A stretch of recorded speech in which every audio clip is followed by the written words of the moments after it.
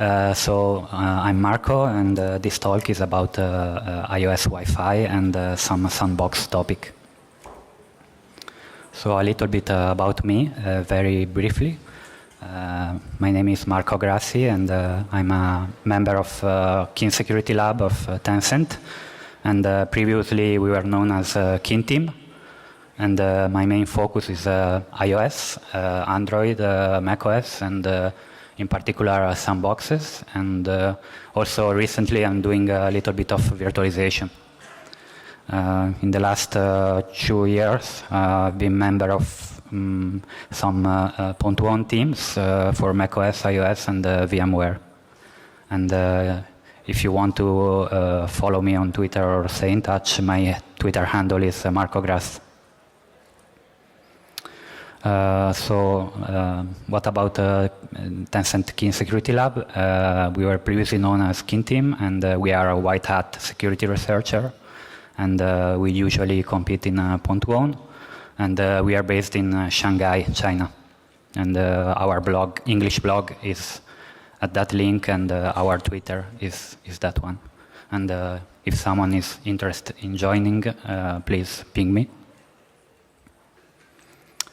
So a high-level agenda, quite traditional, let's say, some introduction, and then we will check some bugs and some more technical topics, and then make some conclusions. So some introduction on how this research was done and why. So back in 2015, I joined Keen Lab. And there was mobile.1, so I started looking to work on the iOS category. And in 2014, for mobile.1, there was the Wi-Fi category. So for 2015, it was natural that I started considering it and to evaluate alternative attack surface compared to the regular pawn, like the malicious link in the browser. At that time, there was iOS 9. Unfortunately, the mobile.1 2015 was cancelled, the official one. And so I just keep the bug, hoping that CDI will add the mobile targets to the desktop.1, but they didn't do it. So after the desktop.1, I just disclosed the bug, since there was no point in keeping them longer.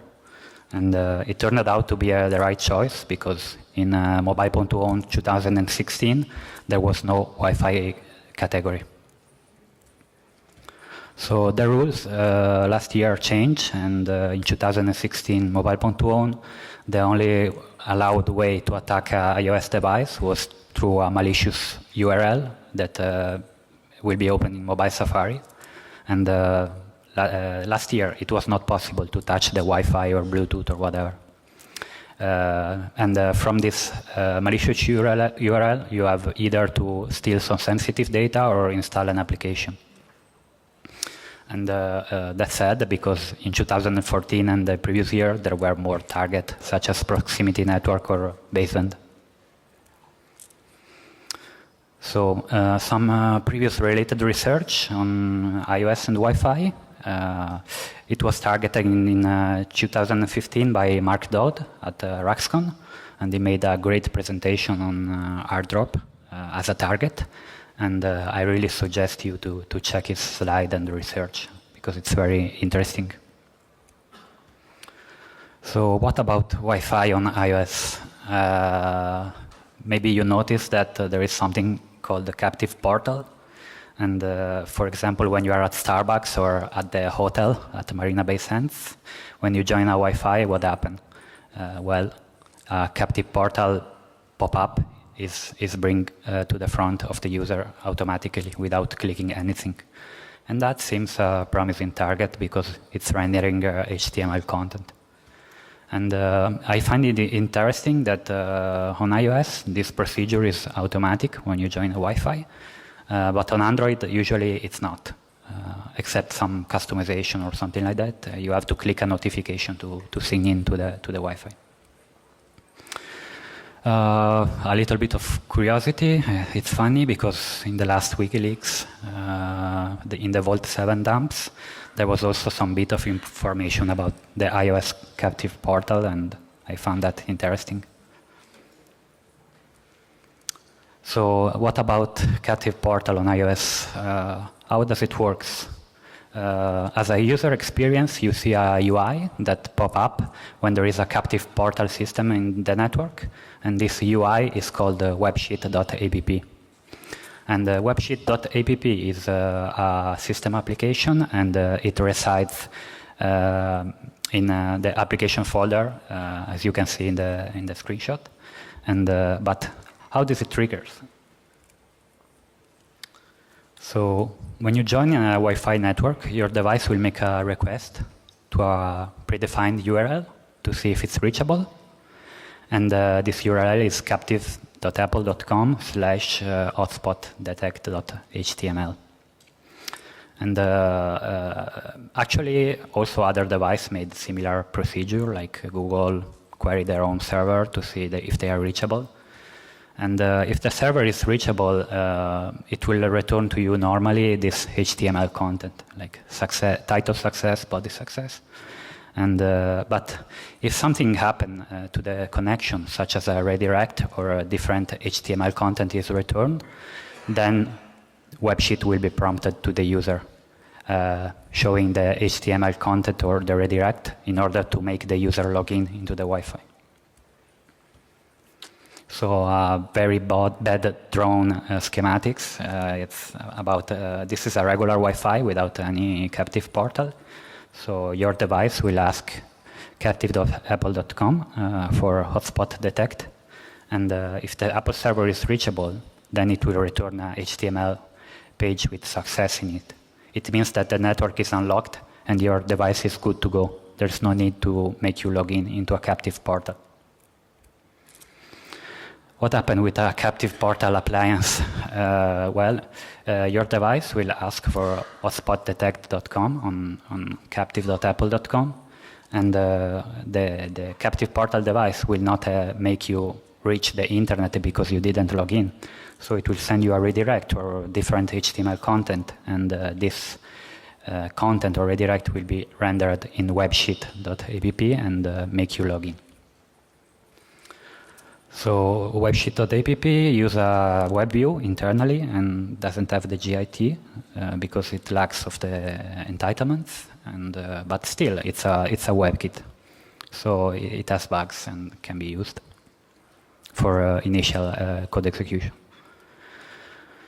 So that's roughly the plan of attack. First, we want to create a malicious Wi-Fi network, create a fake captive portal device in order to exploit this behavior of triggering the WebSheet application, and we can serve an exploit with it. So how do you create a malicious Wi-Fi network? Well, it turns out to be pretty simple, and your most easy way is probably to use a Linux machine because there is a lot of stuff already made. Ubuntu is fine, and you just use a Wi-Fi dongle that can go into access point mode, and just pick a Wi-Fi dongle for word driving, and they work fine. Then you need DHCP and some other network stuff, like to make everything work correctly. And then you need something to man in the middle or redirect or have some control of the network in order to hijack this request. And I use man in the middle because it's in Python and it's easy to script and make return what you want. So in this way, we can serve arbitrary content into WebSheet. So we will not discuss any WebKit bug here because the presentation is not about the WebKit, but you can use a WebKit bug. I mean, there are a lot of resources and a lot of previous bugs, and if your device is vulnerable, you can use them. And for example, recently there was the Pegasus WebKit bug. which is used also on other applications like console or and something like that. And you can use that if your device is still vulnerable. Or maybe another good resource, it's previous Pont2Own competitions, Project Zero issues, and also the FRAC paper by Saelo, which is about the JavaScript core. So just redirect to or return the exploit to render it in WebSheet and get the code execution inside the WebSheet. So, but now, where do we have code execution? Well, if you know iOS, you know that like a very important pillar of iOS security is the sandbox. So the first thing you should do usually is to evaluate the sandbox profile of that context. And turns out that Apple, of course, think about it, about this. Since WebSheet is rendering untrusted content, it's also running in a very tight sandbox. And in fact, this sandbox is almost like the mobile Safari renderer process sandbox, because they are both processing untrusted data. So it makes sense to sandbox it as much as possible. But notice that I say almost because there are slight differences, and we will check them later. So WebSheet lacks of dynamic code signing because performance were not critical in that context. So there is no way, there is no need of a GIT page to speed up the content. So as you may know, iOS have the code signing, so you cannot run your stuff if there is no RWX page for the GIT. So you will have to reuse existing code. So is this attack vector new or unique? Of course not. It was already used in other contexts, and the first that come to my mind because it's recent, it's the Nintendo Switch. And basically, the Nintendo Switch supports basic captive portal functionality, and it can be used to open a WebKit on the Nintendo Switch. And it turns out that until 2 days ago, the Nintendo Switch was vulnerable to the Pegasus bug. So a lot of some people online make code execution inside that. And it's funny because also this one lacks of GIT. And yeah, I would like to thank Luca for the picture. So after getting initial code execution, usually what do you do? Well, usually you try to escape the sandbox because you are confined in a limited environment. You cannot do much. So the main targets, reasonable targets for sandbox escape are user mode privilege process or kernel. So you can either use user mode the sandbox escape bug in a privileged process or a kernel bug. So what about user mode bugs? Well, like I mentioned before, we use in mobile Pont2Own, we had 2 user mode bugs, and we successfully bypassed the mobile Safari sandbox. Or you can use something else. So in 10.2, I got this CVE from Apple that there was a sandbox problem from WebSheet, and it says that a sandboxed process may be able to escape the sandbox. And let's see that problem. So CVE 2016-7630. It's about the WebSheet, like the advisory was saying. Like I said before, this WebSheet have a similar sandbox profile to the web content process, which, by the way, is the separate process in which the mobile Safari application will render your web content. They are similar. They can access the same service, same drivers. So for our purpose, they are basically equivalent. So I'm not showing these two sandbox profiles because they will take like 30 slides. And the real difference is that entitlements are quite different. So entitlements on iOS, they are basically similar to Android permission. They like express capabilities, and they are inside the binary. It's not like InfoPolice that is external. And so let's take a look at WebSheet entitlements. The first thing it caught my attention. It's that it has unrestricted access to the managed configuration, which is an interesting functionality that we will explain in the next slides. And the other very interesting functionality is that it can open sensitive URL, as you can see, and it can do it in the background. And at the bottom, you can see that it's running a custom sandbox profile named WebSheet. And it also, you can see in the entitlements, it also lacks of GIT, of dynamic code signing, sorry. So managed configuration is very interesting. It's related to MDM and configuration profile. To be honest, I don't know all it what can do. I only know the scope of what I use. If you have this entitlement, you can talk to a remote service that is in charge of managing the configuration of this type. So basically, if you see here, there is some Objective-C code. And actually, you can try this with, I don't know, a DUI-lib or something like that, and inject it into WebSheet, and it will communicate with MC profile connection via NSXPC and install our configuration profile. So the code is quite simple. Just decode my hard-coded profile and install it.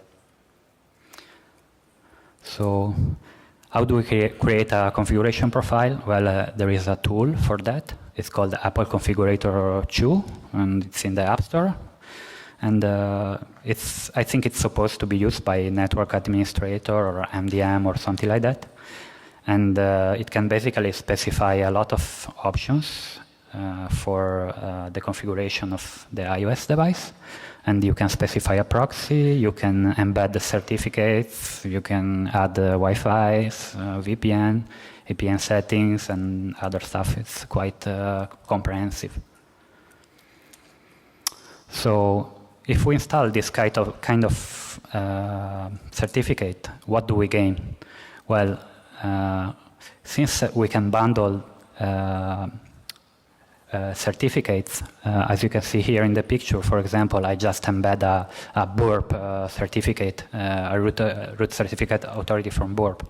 And this root certificate authority will be installed on the device. And so now we can man in the middle not only the HTTP, but also the HTTPS that does not enforce the pinning of the certificate, because the device will trust our malicious certificate.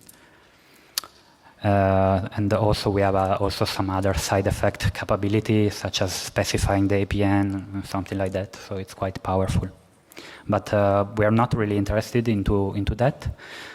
What we want to do is to use these new capabilities to get into a less restricted context. So the idea is to jump to another app. But which app should we jump? So on iOS, there is something called the URL schemes and CF bundle URL types. Basically, in your application info list, you can declare some URL that your application is willing to handle. And other application can simply open these URLs and use it as a form of IPC. And the app that declares those URL will handle this and be invoked and decide what to do, if handle them or not. Here we can see there is an example of legacy diagnostic URL. So some application declare this legacy diagnostic URL. So this is roughly how it works. So basically there are some callbacks. I will not go too much into the details on this. Basically there are some callbacks in the application that gets invoked when this kind of interaction via URL happen. And invoking it is fairly simple. You just can use system APIs because it's a supported functionality actually. And it's used a lot by Facebook and Twitter, or to open the App Store, or so it's a legitimate system functionality, nothing strange or bugs here.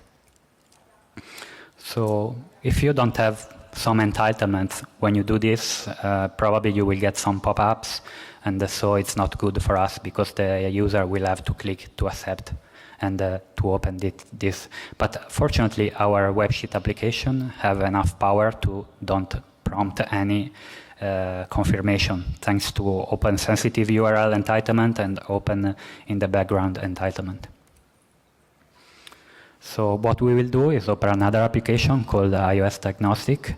And luckily, this application, iOS Diagnostic, was using HTTPS, but now we injected our certificate so we can man in the middle it. And also it was lucky because it's getting some content from the web and we can inject some JavaScript into it. And also even more lucky, this legacy application was on Sandbox.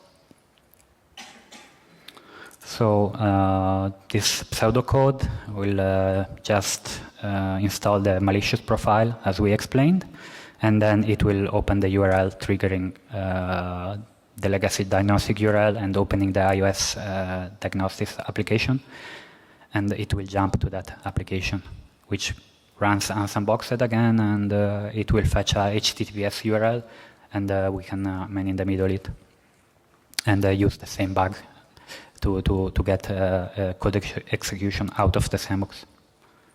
So iOS diagnostic was I'm saying was because now it's not present anymore, as we can see.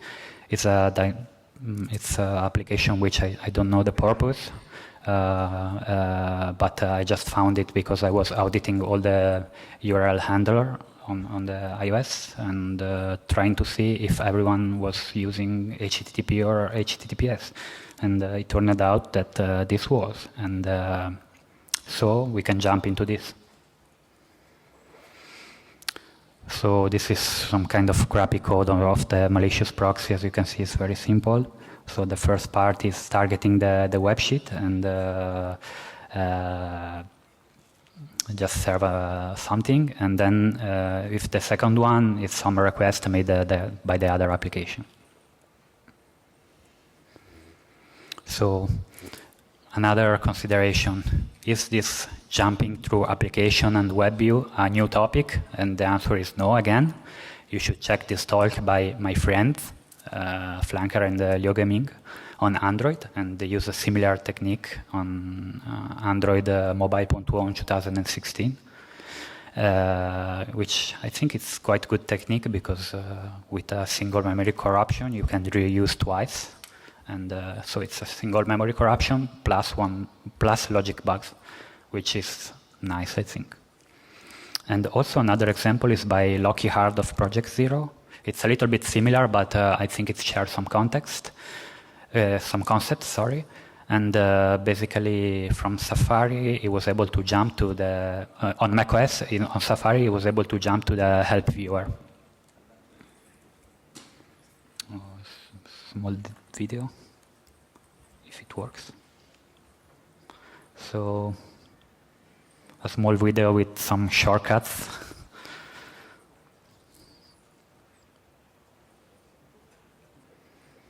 So I took a picture of my favorite book.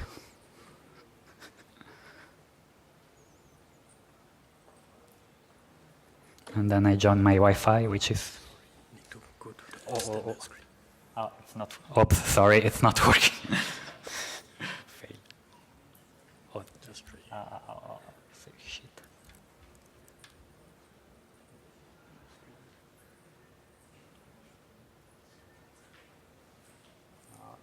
That's okay. I think it's okay. Yeah. So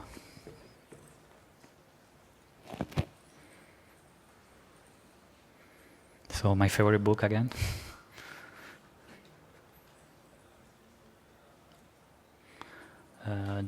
So I will join my Wi-Fi network, Marco123. And you can see WebSheet pop-ups automatically, and I don't have to click anything more. And then iOS diagnostic, and then I got the picture.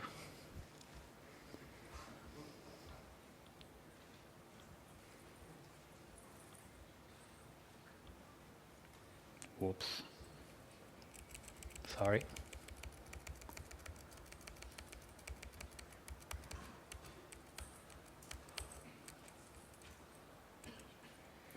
So, what changed on Apple side? So, in 10.2, now the WebSheet app doesn't allow any more unconstrained access to the managed configuration. They changed the entitlements. And also before, like in iOS 10 beta or something like that, the diagnostic application was removed. So the entitlements are changed. Now there is a different entitlement for the managed configuration, and it's much more strict. As you can see, it's not like a single shot entitlement. Now they separated, like this application can only do the UI installation, which probably requires some user interaction. And then the open sensitive URL have been also, they removed the wildcard for the open sensitive URL, and then now you can open only a preference root Wi-Fi, which is the URL to open the setting application in the Wi-Fi window, and some other one, which I assume it's to open a mobile Safari tab. And like I said, the iOS diagnostic application is totally gone. So let's do some, reason and comparison. And so web rendering engine, they have bugs, and we cannot do a lot about them because of the complexity. But we can mitigate this by running everything more sandbox. And Android, for example, will do this as much as possible. Basically, every application that has a web view, it will run in multiprocess mode, which means that untrusted web content will be handled in a separate, isolated process. And actually, in iOS, I found that there is something similar, but I don't think it's very used because maybe of the documentation, it's explained more like instead of like a sandboxing security measure, it's explained more like a performance boost, because you run a you run a web view remotely, and it will have entitlement to do the GIT. So some slides ago, we say kernel, but we didn't talk at all about the kernel. So I just bring some case study. The first one is the bug using 10.2 for the yellow jailbreak. So this bug was affecting from iOS 10 to 10.2, and actually, there are some problems. There are some problems using this bug on 64-bit process because of its nature. So, to be honest, I never used it in the WebSheet context of this talk. But anyway, I thought it would be nice to present it as a case study, because it's a very good heap overflow, and it was used in the Yalu 10.2 jailbreak. And also this bug is reachable from any sandbox, so I think it's quite interesting. And I found this bug, I don't remember exactly the period, but somewhere in 2016. And Ian Beer of Project Zero independently rediscovered it and reported. And of course, if you pawn the kernel, also the sandbox is compromised and the device is compromised.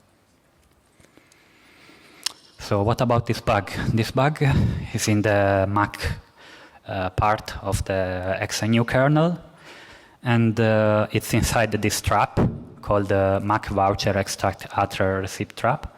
And for the one that doesn't know what a trap is, it's basically on macOS and iOS, you have regular system calls, and then you have some traps. And basically, they are also system calls, and they can be invoked from user mode. And if you see the function declaration, it has only one argument that represents the argument passed from user mode by the user. So the first thing that this function does is to copy from user space with copy in receipt size into the SZ variable. And then it do some basic check, like that the size is not unreasonably large. And if you look down, there are a big if-else. This big if-else is basically two paths. One is the fast path, and one is the slow path. The fast path will be using the stack, because the stack is faster, but the stack in kernel, you cannot make a very big stack buffers. So it basically checks SZ to see if it's larger than a threshold. If it's smaller, it can take the fast path and use the stack. But if it's bigger, then it will take the slow path, which is the else, and it's where the bug is, in the slow path. If you noticed before, arg's receipt size is using copy in, and this is because arg's receipt size is a pointer, it's not a length. And here, the developer made the mistake to use it as a length, but instead it's a pointer. It's a user mode pointer, so this value will be extremely big normally, and this will heap to heap corruption if we can trigger it. So it turns out that it's quite easy to trigger, and it can be easily and reliably exploited because copy-in have some very nice feature, which is actually it's quite common in kernel in this kind of functions that copy from user mode to kernel mode. Basically, if copy-in encounters a unmapped page, it will stop the copy, but still it would have copied some content. So we can use this fact because our exploitation problem is that the user mode pointer will be unreasonably big number if considered as a length. So we need some trick to bypass this, and thanks to copy-in is possible. You can put your stuff on the end of the page and unmap the page after. So you will not have a wild copy. You can just overflow a very small content. And so we can control exactly the size of the overflow and also the content. And this means that this is like a perfect heap overflow bug and can be easily and reliably exploited, as we saw in the YALU 10.2. To end, I thought I might add some iOS 9 bugs that got fixed internally by Apple, but they are interesting anyway. So those are iOS 9.3 kernel bugs, and I'm not sure which device are affected, but on my device there are. And those are bugs in graphics, and this one is use after free from the application Sandbox or the browser Sandbox, and it was fixed by Apple somewhere in iOS 10 or iOS 10 beta, and I think they found it internally or maybe for some code refactor because I didn't find a CVE for it. So, and also please excuse me for the poor coding style. So basically this bug is just opening a graphic, I don't know, OpenGL user client. And then the most important thing is to open also the shared graphic user client, because there are at least 3 or 4 type of graphic user client. And then you have to connect them together with IO Connect. add the client. And after that, you just call one method on the graphic user client. And this method is related to graphic resources. And this method call will cause a use after free condition when you close the user client. Anyway, it was also exploitable and reliable exploit. And then some couple of stupid info leak. As if you are familiar with IOKit, you might know that when you call a method, it will return to you error code. And if in kernel you forget to return something, then the content of some register can get spilled into the return value and leaked to user mode. And actually, this kind of bug I already saw before, fixed by Apple, but maybe there were other ones. But anyway, these two leaks now they are gone, and they were fixed internally, I think, because I cannot find the CVE again. So conclusion, and then I finish. I think it's very interesting to compare platform and study other platform to understand difference and behaviors. And some platform have a very good user-friendly experience, but you have some trade-off. Like sometimes it might be a little bit a security risk to add a click or remove a click.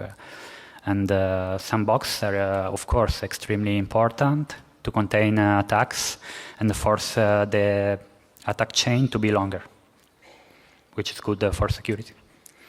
And recently, I noticed that a lot of bugs are getting disclosed or fixed internally on iOS and macOS by Apple. So I think the security is getting even better. It was already strong, but even better. And I suggest you to check out the iOS 10.3 security release notes, because it lists a quite impressive list of bug fixes. And I think everyone should really check or at least research on other platform, because I think it's good to get new ideas and apply them in different contexts. So I would like to credit these people, which I respect. And I think that's it. If you have any question, otherwise you can just ping me on Twitter or whatever, or find me around. Thank you very much.